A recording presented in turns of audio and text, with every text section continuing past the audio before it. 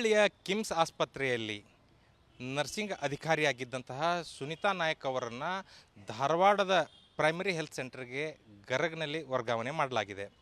ಈ ಕುರಿತು ಕಳೆದ 4 ತಿಂಗಳಿಂದ ಸಂಬಳ ಆಗಿಲ್ಲ, ಸಾಕಷ್ಟು ತೊಂದರೆಯನ್ನು ಅನುಭವಿಸ್ತಾ ಇದ್ದೇನೆ ಅನ್ನುವಂಥ ಮಾತನ್ನು ಇವತ್ತು ಸುನೀತಾ ನಾಯಕ್ ಅವರು ಸಚಿವ ದಿನೇಶ್ ಗುಂಡೂರಾವ್ ಅವರಿಗೆ ಹೇಳಿದರು. ಅದಕ್ಕೆ ಸಚಿವರು ಕೂಡ ಪ್ರತಿಕ್ರಿಯೆ ಕೊಡಲಿಲ್ಲ. ಜೊತೆಗಿದ್ದಂಥ ಪ್ರಸಾದ್ ಅಬ್ಬಯ್ಯ ಅವರೇ ನಮಗೆ ಟ್ರಾನ್ಸ್ಫರ್ ಮಾಡಲಿಕ್ಕೆ ಕಾರಣ ಅನ್ನುವಂಥ ಗಂಭೀರವಾದ ಆರೋಪವನ್ನು ಸುನೀತಾ ಮಾಡಿದ್ದಾರೆ. ಅವರು ನಮ್ಮ ಜೊತೆಗೆ ಇದ್ದಾರೆ, ಅವ್ರನ್ನೇ ಮಾತಾಡಿಸ್ತೀನಿ.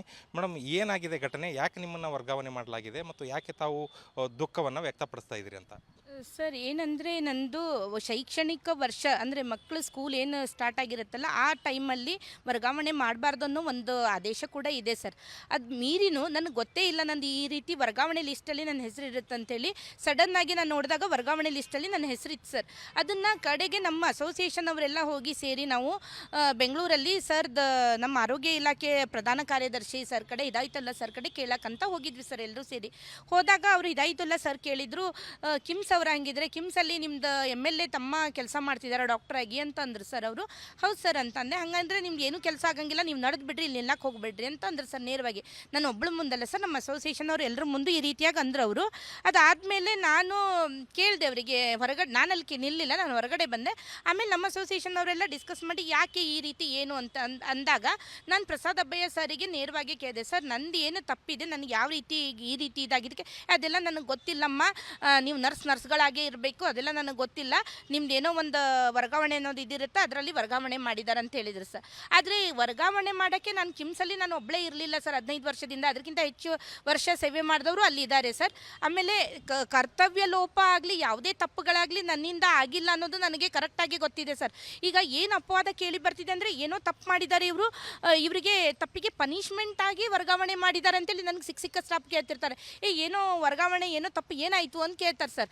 ಆ ತಪ್ಪು ಏನು, ನನ್ನ ಕೆಲಸದಲ್ಲಿ ಕರ್ತವ್ಯ ಲೋಪ ಅಂತೂ ನಾನು ಯಾವತ್ತೂ ಮಾಡಿರಲಿಲ್ಲ, ಅದು ನನಗೆ ಗೊತ್ತಿರೋ ವಿಷಯ. ಆಮೇಲೆ ನಾನು ಈಗ ವರ್ಗಾವಣೆಗಿಂತ ಮುಂಚೆ 3 ಕೋವಿಡ್ ಟೈಮಲ್ಲಿ ಕಿಮ್ಸ್ ಕ್ಯಾಸುಲಿಟಿ ತುರ್ತು ಚಿಕಿತ್ಸಾ ವಿಭಾಗದಲ್ಲಿ ಇನ್ಚಾರ್ಜ್ ಆಗಿ ಯಾವ ರೀತಿ ಕೆಲಸ ಮಾಡಿದ್ದೆ ಅಂದರೆ, ನಾನು ಯಾವುದೋ 4 ತಾಸೋ 5 ತಾಸೋ ಅಂತೇಳಿ ಟೈಮ್ ಇಟ್ಟು ಕೆಲಸ ಮಾಡಿರಲಿಲ್ಲ. 24/7 ನನಗೇನೋ ಒಂದು ಇದು ಅವಕಾಶ ಸಿಕ್ಕಾಗ ಜನಸೇವೆ ಮಾಡ್ಬೇಕಂತೇಳಿ ಆ ರೀತಿ ಮಾಡಿದವಳಾಗಿತ್ತು ಸರ್. ಅಬ್ಬಯ್ಯ ಅವರ ಸಹೋದರ, ಅವ್ರ ಹೆಸರೇನು, ಯಾಕೆ ಅವ್ರ ಜೊತೆಗೆ ನಿಮ್ಮ ವಾಗ್ವಾದ ಆಯಿತು, ಏನು ಕಾರಣಕ್ಕಾಗಿ ಅವ್ರ ಜೊತೆಗೆ ನೀವು ಮಾತುಕತೆ ಬಂತು, ಅದು ಜಗಳ ಬಂತು ಅಂತ? ಸರ್, ಆ್ಯಕ್ಚುಲಿ ಅವ್ರ ತಮ್ಮನೂ ನನಗೆ ಗೊತ್ತಿರಲಿಲ್ಲ. ಆಮೇಲೆ ಗೊತ್ತಿರೋದು ಗೊತ್ತಿಲ್ಲದೆ ಇರೋದು ಸೆಕೆಂಡರಿ ಸರ್. ನಾನು OPD ಹೊರ ರೋಗಿಗಳ ವಿಭಾಗದ ಇನ್ಚಾರ್ಜ್ ಆಗಿ ರೌಂಡ್ಸ್ ಮಾಡಬೇಕಾಗತ್ತೆ ಸರ್. ಬೆಳಗ್ಗೆ ನಮ್ಮದೆಲ್ಲ ಸ್ಟಾಫ್ ಬಂದಿದ್ದಾರೋ ಅಥವಾ ಕೆಲಸಗಳನ್ನು ಕ್ಲೀನಿಂಗ್ ಇದೆಯೋ ಅಥವಾ ಎಲ್ಲನೂ ನೋಡಬೇಕಾಗತ್ತಾ. ಆ ರೀತಿ ಬೆಳಗ್ಗೆ ಒಂದು ಸಲ ರೌಂಡ್ಸಿಗೆ ಹೋದಾಗ ಅಲ್ಲಿ ನಮ್ಮ ಸ್ಟಾಫ್ ಅವಳು ಏನು ಇದ್ಲಲ್ಲ ಸರ್, ಆ ಸ್ಟಾಫು ಸರಿಯಾಗಿ ಕೆಲಸ ಮಾಡೋಂಗಿಲ್ಲ ಮತ್ತು ಯಾವತ್ತೂ ಅಲ್ಲಿ ಇರಂಗೇ ಇಲ್ಲ ಅಂತೇಳಿ ಅವ್ರದ್ದೇ ಆದ ಡೆಂಟಲ್ ಇನ್ನೊಬ್ಬರು ಡಾಕ್ಟರ್ ನನಗೆ ಫೋನ್ ಮಾಡಿ ಪದೇ ಹೇಳಿದರು. ಏನಂತೇಳಿ ಅವ್ರು ಏನು ಕೆಲಸ ಮಾಡೋಂಗಿಲ್ಲ, ನೀವೇನಾದರೂ ಮಾಡ್ತಿರೋ ಇಲ್ಲ, ಅವರಿಗೆ ಚೇಂಜ್ ಆದರೂ ಮಾಡಿರಿ ಅಂತೇಳಿ. ಅದೇ ಕಾರಣಕ್ಕಾಗಿ ನಾನು ಅವಳಿಗೆ ಹೇಳ್ತಾ ಇದ್ದೆ, ನನಗೆ ರಿಪೇರಿ ಮಾಡೋಕ್ಕೆ ಆಗಂಗಿಲ್ಲ, ನಿನ್ನನ್ನು ನರ್ಸಿಂಗ್ ಸೂಪ್ರಿಡೆಂಟ್ ಮೇಟ್ರನ್ ಕಡೆ ತೊಗೊಂಡು ಹೋಗ್ತೀನಿ, ನೀನು ಅಲ್ಲೇ ಏನಾದರೂ ಮಾಡ್ಕೋ, ಯಾಕಂದರೆ ನಿನಗೆ ಪದೇ ಹೇಳಿದ್ರು ಈ ರೀತಿ ಕಂಪ್ಲೇಂಟ್ ಬಂದು ನನಗೆ ಹೇಳಿದ್ರು ನಾನೇನು ಮಾಡಲಿ ಅಂತೇಳಿ ಅವಳಿಗೆ ಜೋರಾಗಿ ನಾನು ಹೇಳ್ತಾ ಇದ್ದೆ ಸರ್. ಅದನ್ನ ಹೇಳಿದಾಗ ಇವ್ರು ಹೊರಗಡೆಯಿಂದ ಬಂದು ಪ್ರಸಾದ್ ಅಬ್ಬಯ್ಯ ತಮ್ಮ ಅಂತವರು ಮಂಜುನಾಥ್ ಅಂತೇಳಿ ಸರ್, ನನಗೆ ಗೊತ್ತಿಲ್ಲ ಅವರು ಯಾರಂತೇಳಿ, ಅವ್ರು ನನಗೆ ಜೋರು ಮಾಡಿದ್ರು. ಏನು ರೀ ನಮ್ಮ ಸ್ಟಾಪಿಗೆ ಇಲ್ಲೆಲ್ಲಿ ಬಂದು ನೀವು ಜೋರು ಮಾಡ್ತೀರಿ, ಬಾಯ್ ಮಾಡ್ತೀರಿ, ನೀವೇನು ಇಲ್ಲಿ ಮಾತಾಡೋದು ಬೇಕಾಗಿಲ್ಲ, ನೀವು ಹೊರಗಡೆ ಹೋಗಿ ಮಾತಾಡ್ರಿ ಬೇಕಾದರೆ ಅಂದ್ರೆ. ಸರ್, ನಾನು ಡಿಪಾರ್ಟ್ಮೆಂಟ್ ಅಂತಲ್ಲ, ನನ್ನ ಸ್ಟಾಫ್ ಇಲ್ಲಿ ಇದು ಮಾಡಿದೆ ಕಂಪ್ಲೇಂಟ್ ಬಂದಿರೋದ್ರಿಂದ ಮಾತಾಡ್ತಾ ಇದ್ದೆ. ನೀವು ಹಿಂಗೆ ಹೇಳ್ತೀರಂದ್ರೆ ನಾನು ನಿಮ್ಮ ಡಿಪಾರ್ಟ್ಮೆಂಟಿಗೆ ಬರೋಂಗಿಲ್ಲ ಹಂಗಿದ್ರೆ ಅಂತೇಳಿ ನಾನು ಅವತ್ತು ಹೋಗ್ಬಿಟ್ಟೆ ಸರ್. ಅಷ್ಟೇ ನಡೆದಿರೋದು. ಆಮೇಲೆ ಮುಂದೆ ಏನು ನಡೀತೋ ಗೊತ್ತಿಲ್ಲ, ಸಡನ್ನಾಗಿ ನನಗೆ ಒಂದಿನ ನಮ್ಮ ಡೈರೆಕ್ಟ್ರು ಕೇಳಿದ್ರು, ಏನೋ ಜಗಳ ಆಯ್ತಂತ. ಸರ್, ಜಗಳ ಅಲ್ಲ, ಜಸ್ಟ್ ಒಂದು ಸಣ್ಣ ಮಾತುಕತೆ, ಕನ್ವರ್ಸೇಷನ್. ನಾನೇನು ಅವ್ರ ಕಡೆ ಜಗಳಾಡಿ ಅವ್ರು ಮಾಡಿರೋ ಆದೇಶನ ಪಾಲನೆ ಮಾಡದೇ ಇರೋದಾಗಲಿ, ಅವ್ರ ಕಡೆಗಡೆ ಕೆಲಸ ಮಾಡಿ ಆ ರೀತಿ ಮಾಡಿದರೆ ನಾನು ಆಬ್ವಿಯಸ್ಲಿ ನಾನು ತಪ್ಪು ಅನ್ಕೋತಿದ್ದೆ ಸರ್. ನಾನು ಅದ್ರದ್ದು ಯಾವ ರೀತಿಯೂ ನಡೆದಿದೆ, ನನ್ನ ಕರ್ತವ್ಯ. ಆದಮೇಲೆ ತಮ್ಗೆ ಟ್ರಾನ್ಸ್ಫರ್ ಜನರಲ್ ಆಗಿದೆ, ಆರೋಗ್ಯ ಇಲಾಖೆಯಿಂದ ನಿಮ್ಗೆ ಟ್ರಾನ್ಸ್ಫರ್ ಆಯಿತು, ನಿಮ್ಗೊಂದು ಕಡೆ PHCಯಲ್ಲಿ ಅವಕಾಶನೂ ಕೊಟ್ಟಿದ್ದಾರೆ. ಅಲ್ಲೇನಾದರೂ ಕಿರುಕುಳ ಆಗ್ತಾ ಇದೆಯಾ, ಸಂಬಳ ಯಾಕೆ ಡಿಲೇ ಆಗ್ತಾ ಇದೆ, ನಿಮ್ಮದು ಏನು ಸಮಸ್ಯೆ ಒರಿಜಿನಲಿ ಅಂತ? ಸರ್, ಒರಿಜಿನಲಿ ಅಂದರೆ ಅದು HRMS ಅನ್ನೋದು ನಾವು HRMS ಥ್ರೂ ನಮಗೆ ಪೇಮೆಂಟ್ ಆಗಬೇಕಾ, ಅದರಲ್ಲಿ ಏನೋ ಟೆಕ್ನಿಕಲ್ ಪ್ರಾಬ್ಲಮ್ ಅಂತೆ. ಅದು ಸರ್ ಅದು ನನ್ನ ಕೆಲಸ ಅಲ್ವೇ ಅಲ್ಲ, ಅದು ಯಾರು ಕ್ಲರಿಕಲ್ಸ್ ಕೇಸ್ ವರ್ಕರ್ಸ್ ಅವ್ರು ಮಾಡಬೇಕು. ಅವರಿಗೂ ಇನ್ನೂ ನಾನು ಎಲ್ಲ ಸಪೋರ್ಟ್ ಮಾಡಿ ಬೆಂಗಳೂರಿಂದ ಕಾಲ್ ಮಾಡಿ ಏನು ಪ್ರಾಬ್ಲಮ್ ಅದ ಅಂತೇಳಿ ನಾನು ಡಿಸ್ಕಸ್ ಮಾಡ್ತಾನೇ ಇದ್ದೀನಿ.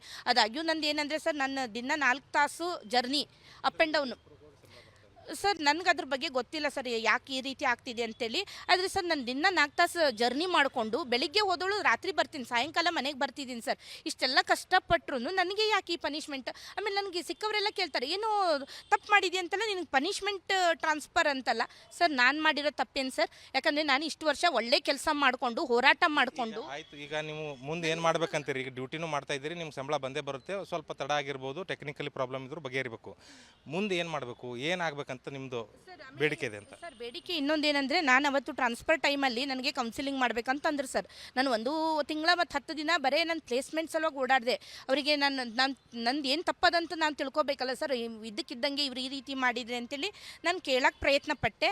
ಆದರೆ ಅವರು ಅದು ಯಾವುದೋ ಆಗದೆ ಇದ್ದಾಗ ಕೌನ್ಸಿಲಿಂಗ್ ಅಂತೇಳಿ ಏನು ಮಾಡಿದ್ರಲ್ಲ ಸರ್, ಆವಾಗ ಡಿಸ್ಟ್ರಿಕ್ಟ್ ಹಾಸ್ಪಿಟ್ಲಲ್ಲಿ 4 ವೇಕೆನ್ಸಿಗಳು ಇದ್ರೂ ತೋರಿಸಿರಲಿಲ್ಲ ಸರ್. ಅದು ಯಾವಾಗ ಗೊತ್ತಾಯ್ತಂದರೆ, ನಾನು ಇಮಿಡಿಯೇಟ್ ನಾನು ಜಾಯ್ನ್ ಆಗಿ 1 ವಾರನೂ ಬಿಟ್ಟು ಮತ್ತೊಂದು ಲಿಸ್ಟ್ ಬಿಟ್ಟಾಗ ಸರ್ ನನಗೆ ಡಿಸ್ಟ್ರಿಕ್ಟ್ ಹಾಸ್ಪಿಟ್ಲಲ್ಲಿ ವೇಕೆನ್ಸಿ ಇತ್ತು, ಅದು ನನಗೆ ಇದು ಮಾಡಿಕೊಡ್ಬೇಕು. ಯಾಕಂದರೆ ಅಲ್ಲಿ ಪ್ಲೇಸ್ ಇದ್ರೂ ನನಗೆ ಬೇರೆ ಕಡೆ ಹೋಗಿ ಇನ್ನೂ 35 ಕಿಲೋಮೀಟರ್ ಇದು ಮಾಡೋದಕ್ಕಿಂತನೂ ಅಲ್ಲಿ ಡಿಸ್ಟ್ರಿಕ್ಟ್ ಹಾಸ್ಪಿಟ್ಲಲ್ಲಿ ನನ್ನ ವೇಕೆನ್ಸಿ ಇದ್ರೂ ನನಗೆ ತೋರಿಸದೇ ಅನ್ಯಾಯ ಮಾಡಿದ್ದಾರೆ ಸರ್. ಸರ್ ಅದು ಕಿರುಕುಳನೇ ಅಲ್ಲ ಸರ್, ಯಾಕಂದರೆ ಅಲ್ಲಿ ಪ್ಲೇಸ್, ಹಾಂ ಸರ್, ಅಲ್ಲಿ ಪ್ಲೇಸ್ಮೆಂಟ್ ಇದ್ರೂ ನನಗೆ ಕೊಟ್ಟಿಲ್ಲ ಅಂದರೆ ಅದು ನನಗೆ ಅನ್ಯಾಯನೇ ಸರ್. ನಾನು ನಿಜವಾಗ್ಲೂ ನನಗೆ ಮಾನಸಿಕ. ನೀವು ಅಸೋಸಿಯೇಷನ್ನಲ್ಲಿ ಇದ್ದವರು, ನರ್ಸಿಂಗ್ ಅಸೋಸಿಯೇಷನ್ನಲ್ಲಿ ಗುಂಪುಗಾರಿಕೆ ಮಾಡ್ತಾ ಇದ್ರಿ, ಗಲಾಟೆ ಮಾಡ್ತಾ ಇದ್ರಿ, ಕೆಲಸ ಸರಿಯಾಗಿ ಮಾಡ್ತಾ ಇದ್ದಿಲ್ಲ, ಹೀಗಾಗಿ ಟ್ರಾನ್ಸ್ಫರ್ ಮಾಡೇವಿ ಅನ್ನುವಂಥದ್ದು ಅವ್ರ ವರ್ಷನ್ ಕೇಳಿ ಬರ್ತಾ ಇದೆ.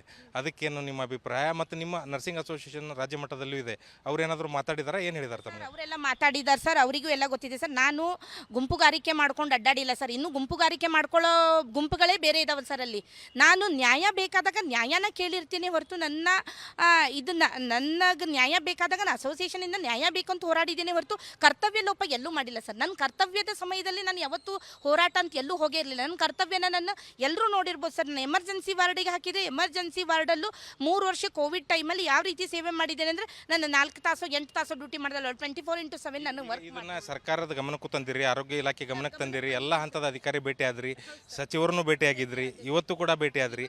ಈಗ ಏನಾಗಬೇಕು ನಿಮಗೆ, ಮುಂದೆ ಏನಾಗಬೇಕಂತ ಕೇಳ್ಕೊಂಡಿದ್ದೀರಿ, ಮತ್ತು ಏನಾಗಬೇಕು ನಿಮ್ಮದು? ಸರ್ ನನಗೆ ಇದು ಪದೇ ಅನ್ಯಾಯ ಯಾಕೆ? ನನ್ನ ತಪ್ಪುಗಳು ಏನು ಅನ್ನೋದನ್ನ ಅವ್ರು ಹೇಳ್ಬೇಕು. ಸುಮ್ಮನೆ ತಪ್ಪು ಅಂತೇಳಿ ಈ ಗುಂಪುಗಾರಿಕೆ ಇದೆಲ್ಲ ಸುಮ್ಮನೆ ಅಪಾದನೆ ಹಾಕೋದಲ್ಲ ಸರ್, ಅದನ್ನು ಪ್ರೂವ್ ಮಾಡ್ಬೇಕು ಅವರು ಅಪಾದನೆಯನ್ನು. ಆಮೇಲೆ ಇನ್ನೊಂದು ಏನಂದರೆ ಸರ್, ಅವತ್ತು ಡಿಸ್ಟ್ರಿಕ್ಟ್ ಹಾಸ್ಪಿಟ್ಲಲ್ಲಿ ಇರೋ ವೇಕೆನ್ಸಿನ ನನಗೆ ಯಾಕೆ ಇದನ್ನು ಮಾಡಿ ಅಲ್ಲಿಗೆ ವರ್ಗಾವಣೆನ ಇದನ್ನು ಆದೇಶ ಯಾಕೆ ಹೊರಡಿಸ್ಕೊಡ್ಬಾರ್ದು ಸರ್? ನಾನು ಅದಕ್ಕಾಗಿ ಮತ್ತೆ ಅಡ್ಡಾಡ್ಬೇಕು ಸರ್, ಬೆಂಗಳೂರು ಹುಬ್ಳಿ ಅಡ್ಡಾಡಬೇಕು, ಹೆಲ್ತ್ ಮಿನಿಸ್ಟ್ರಿ ಕೈಕಾಲು ಹಿಡ್ಕೊಂಡು ಮತ್ತೆ ಅವರಿಗೆ ಸರ್ ನನಗೆ ಮಾಡಿಕೊಡ್ರಿ ಅಂತ ನಾನು ಇದು ಮಾಡಬೇಕು, ಅಥವಾ ನನಗೆ ಅನ್ಯಾಯ ಆಗಿದ್ದನ್ನು ಕರೆಕ್ಷನ್ ಮಾಡ್ಕೊಡು, ಅಥವಾ ಸರ್ ನನಗೆ ಯಾರ ಬಗ್ಗೆನೂ ಇದಿಲ್ಲ. ನನ್ನ ಹೆಲ್ತ್ ಮಿನಿಸ್ಟ್ರ್ ಬಗ್ಗೆ ನಾನು ಅವ್ರ ಬಗ್ಗೆ ಯಾವುದೂ ಅಪಾದನೆ ಹಾಕ್ತಿಲ್ಲ. ಅವ್ರಿಗೆ ನಾನು ಮನವಿ ಮಾಡ್ಕೋತಿರೋದೇನೆಂದರೆ, ಅವ್ರದ್ದೇ ಡಿಪಾರ್ಟ್ಮೆಂಟಿಂದ ಒಬ್ಬಳು ನಾನು ಕೆಲಸ ಮಾಡೋ ಅವ್ರದ್ದೇ ಆದ ಇದರಲ್ಲಿ ಕೆಲಸ ಮಾಡೋ ವರ್ಕರ್ ಆಗಿ ನಾನು ಕೇಳ್ತಿರೋದು, ನನಗೆ ಅನ್ಯಾಯ ಆಗಿದೆ ಸರ್, ನನ್ನ ಕರೆಕ್ಷನ್ ಮಾಡಿಕೊಡ್ರಿ, ನನ್ನ ವೈಯಕ್ತಿಕ ತಪ್ಪು ಏನೂ ಇಲ್ಲ ಅಂತ ಕೇಳಿದಾಗ ಸರ್ ಮುಂದೆ ನಮ್ಮ ಸ್ಟೇಟ್ ಅಸೋಸಿಯೇಷನ್ ಅವರು ಏನು ನಿರ್ಧಾರ ತಗೋತಾರೆ ಸರ್ ಆ ರೀತಿ.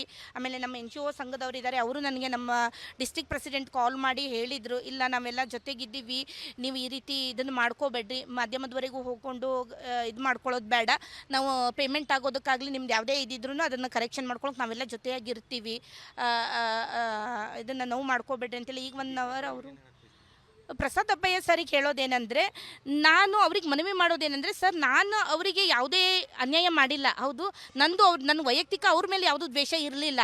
ಆದ್ರೂ ಯಾರ್ದೋ ಕೇಳಿಕೆಗಳನ್ನು ಕೇಳಿ ನನ್ನ ಮೇಲೆ 108 ಯಾರೇ ಕೇಳಿದ್ರು ಅವ್ರ ಮುಂದೆಲ್ಲ ಇಲ್ಲ ಅವಳು ಹಾಗೆ ಹಿಂಗೆ ಅಂತೇಳಿ. ಸರ್ ಹಾಗೆ ಹಿಂಗೆ ಅಲ್ಲ ಸರ್, ನಾನು ಹೋರಾಟ ಮಾಡಿರೋದು ನನ್ನ ಅಸೋಸಿಯೇಷನ್ ಅಧ್ಯಕ್ಷಳಾಗಿ, ಪ್ರೆಸಿಡೆಂಟಾಗಿ, ನಮ್ಮ ಇಲಾಖೆಗೆ ನಮ್ಮ ಜನಗಳಿಗೆ ಏನು ನ್ಯಾಯ ಬೇಕೋ ಆ ನ್ಯಾಯನೇ ಕೇಳಿದ್ದೀನಿ ಹೊರತು ನನ್ನ ವೈಯಕ್ತಿಕ ನನ್ನ ಕೆಲಸ ಮಾಡಿಕೊಡ್ರಿ ಅಂತ ನಾನು ಯಾರಿಗೂ ಯಾವತ್ತೂ ಏನೂ ಕೇಳ್ಕೊಂಡಿಲ್ಲ ಸರ್. ನಾನು ಏನು ನನ್ನ ದುಡಿಮೆ ನಾನು ಏನು ಮಾಡಬೇಕು ನಿಯತ್ತಾಗೆ ಮಾಡಿರೋದು ಎಲ್ರಿಗೂ ಗೊತ್ತಿರೋ ವಿಷಯ ಸರ್. ಈಗ ಪ್ರಸಾದ್ ಅಬ್ಬಯ್ಯ ಅವ್ರ ಕಡೆ ನೀವು ನಿಮ್ಮ ಕಡೆ ಅಂತರೂ ಯಾರನ್ನೋ ಕಳಿಸಿದ್ದೀನಿ ಅಂದ್ರಿ, ಭೇಟಿ ಆದಾರ ಅಂದ್ರಿ, ನೀವು ಕೂಡ ಮಾತಾಡಿದ್ರಿ, ಅವಾಗ ಏನಂದ್ರೆ ಅವರು ಏನು ನಿಮ್ಮ ಬಗ್ಗೆ ಏನೋ ಒಪಿನಿಯನ್ ಹೇಳಿದ್ರಂತ? ಸರ್ ನಾನು ಕೇಳಿದಾಗ ಫಸ್ಟ್ ಅವ್ರಂದ್ರೆ ಇಲ್ಲಮ್ಮ ನನಗೇನು ನಾನು ಫಸ್ಟ್ ಕಾಲ್ ಮಾಡಿದಾಗ ಅವರು ನನ್ನ ಬೆಂಗಳೂರಲ್ಲಿ ಇಲ್ಲ, ನಮ್ಮಮ್ಮಗೆ ಆರಾಮಿಲ್ಲ, ಆ ವಿಷಯದಲ್ಲಿ ಓಡಾಡ್ತಿದ್ದೀನಿ, ಈ ವಿಷಯ ನನಗೇನು ಗೊತ್ತೇ ಇಲ್ಲ ಅಂತ ಫಸ್ಟ್ ಹೇಳಿದ್ರು ಸರ್ ಅವರು.